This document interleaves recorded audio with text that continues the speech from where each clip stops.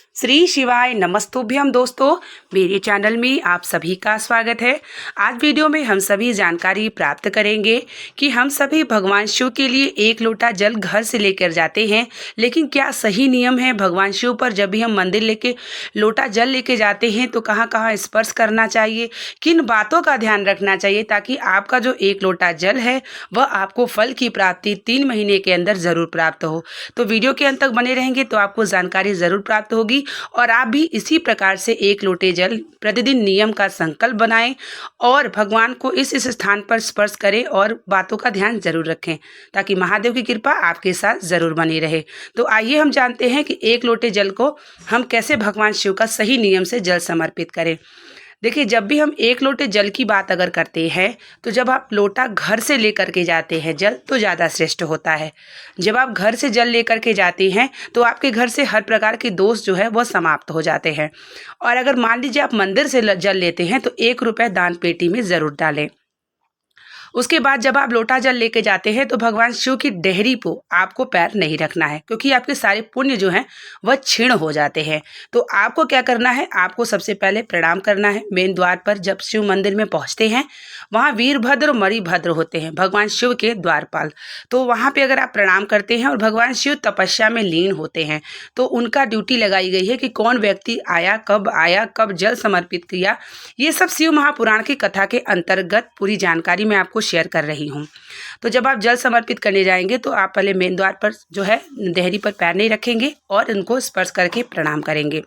उसके बाद जब आप अंदर जाएंगे तो सबसे पहले घंटी को बजाएंगे, क्योंकि मंदिर में जब जाते हैं आप घंटी की ध्वनि करते हैं तो जितनी ध्वनि पूरे मंदिर में प्रकाश से फैलाती है उतना हमारे जैसे कि हमारे जो इतनी भी शारीरिक रोम छिद्रियाँ होती हैं उसमें भी भगवान का जो है उस ध्वनि से आपके अंदर से हर प्रकार की ऊर्जा, जो नकारात्मक ऊर्जा है, ये सब चीज़ें हैं वो समाप्त होने लगती है। तो हमें मंदिर में घंटा ज़रूर बजाना चाहिए। उसके बाद जब आप मंदिर के अंदर जाएंगे तो आपको जब मंदिर शिव मंदिर के जो डेहरी होती है उसके ऊपर जो होते हैं वो काल भैरव का स्थान होता है। जब आप जल लेके जाते हैं तो काल भैरव आपके जल को देख करके उसी समय आपके जितने भी पाप होते हैं ना वो और जितने भी दुख होते हैं वो समाप्त कर देते हैं, क्योंकि उनकी ड्यूटी ही इसलिए लगी गई है। फिर आप जब भगवान शिव पर जल समर्पित करेंगे तो सबसे पहले आपको क्या करना है, नंदी के पैरों के पास है जो नंदी का उठा हुआ पैर है वहाँ पे थोड़ा सा समर्पित करें। उसके बाद भगवान शिव पर जहाँ जलाधारी का स्थान होता है अशोक सुंदरी, वहाँ पर थोड़ा जल समर्पित करें। फिर उसके बाद कार्तिकेय और गणेश का स्थान होता है जो कि जलाधारी के दोनों सब लेफ्ट और राइट साइड, वहाँ थोड़ा थोड़ा जल समर्पित करें। उसके बाद हस्त कमल जहाँ माता पार्वती का स्थान होता है वहाँ समर्पित करें। उसके बाद भगवान शिव के ऊपर धीरे धीरे जल को समर्पित करें। थोड़ा सा जल पात्र में ले लें और मंदिर के बाहर आएँ। मंदिर को देखते हुए थोड़ा जल को ग्रहण करें।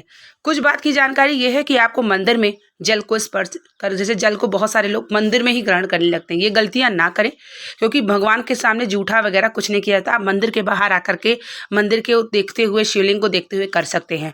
दूसरा है कि जो भी निर्माल्य होता है उसको आपको पैरों से नहीं दबाना है। निर्माल्य अगर आप पैरों से दबा देते हैं या डांग जाते हैं तो आप कभी कभी, बहुत सारे लोग हैं कि एकाएक उनको बीमारी पता चलती है कि उनको एकाएक बीमारी हुई, तो कहीं ना कहीं हमारी दैनिक दिनचर्या में भी कुछ गलतियां हो जाती हैं मंदिरों में, जिससे हमें उसका फल जो है प्राप्त अच्छा भी होता है और बुरा भी होता है। तो आपको क्या करना है कि आपको निर्माण को डांकना नहीं है, लांघना नहीं। अगर आपने लांघ लिया ना तो आपको लंबी बीमारी भी हो सकती है, क्योंकि भगवान शिव के बिल्वपत्र हैं, पुष्प हैं, चढ़े हुए हैं, तो उसका ध्यान रखिए, पैरों से ना लगे, अन्य लोग भक्तों को ना लगे। तो आप मंदिर के किनारे निर्माल्य को रख दें। दूसरा है कि मंदिर के सामने किसी को आपको प्रणाम नहीं करना। जब आप भगवान शिव के मंदिर में होंगे तो जब आप शिव के मंदिर में हैं तो सबसे सर्वश्रेष्ठ महादेव हैं, उनके सामने आपको किसी को प्रणाम नहीं करना है, आपको भगवान शिव को प्रणाम करना है। मंदिर के पूरे परिक्रमा नहीं लगा जाती, शिव मंदिर में आधी परिक्रमा लगाई जाती है, तो आधी परिक्रमा आप भी भगवान शिव के मंदिर में लगाएं। पूरी परिक्रमा शिव मंदिर में नहीं की जाती है। तीसरा है कि भगवान शिव के मंदिर में अगर आप जाते हैं तो किसी भी प्रकार का कोई भी आपसे किसी के बारे में बात करता है तो आप वहाँ मना करें, क्योंकि भगवान शिव के मंदिर में किया गया एक एक कार्य आपको फल देता है और किया गया एक एक आपका जो है गलत कार्य भी आपको उतना ही जो है फल मिलता है। तो इस बात का ध्यान जरूर रखिएगा कि शिव मंदिर में जाएं, कोई भी बात कोई करे तो आप बिल्कुल ना ध्यान दें, आप सिर्फ भगवान शिव की भक्ति में लगे रहें, क्योंकि आप जाते हैं तो कहीं ना कहीं आप ये सोचते हैं कि हमारा जो है दुख कटे, हमें पुण्य की प्राप्ति हो, हमारे पाप समाप्त हों। तो आप शिव मंदिर में जाके ये सब गलतियां ना करें कि बैठ के किसी के बारे में बुराई करें, क्योंकि निंदा करना भी अच्छा नहीं होता और ना ही निंदा सुनना अच्छा होता है।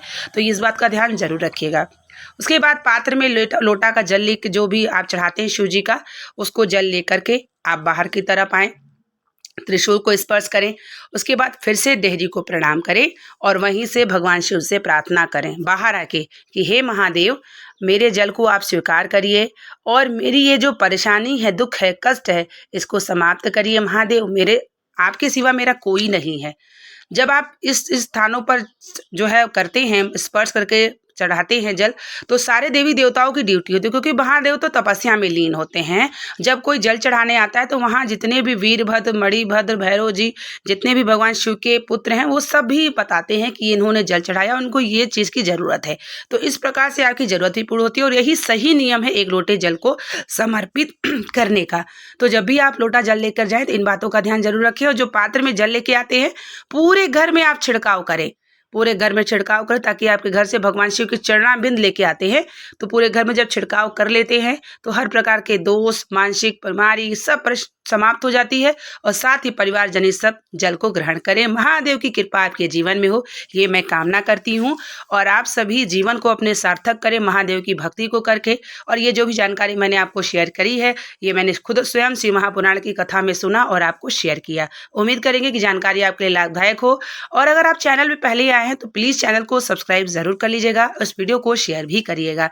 मिलते हैं आप लोगों के लिए नेक्स्ट वीडियो और नेक्स्ट जानकारी को लेकर के। तब तक के लिए आप लोगों को श्री शिवाय नमस्तुभ्यम। हर हर महादेव।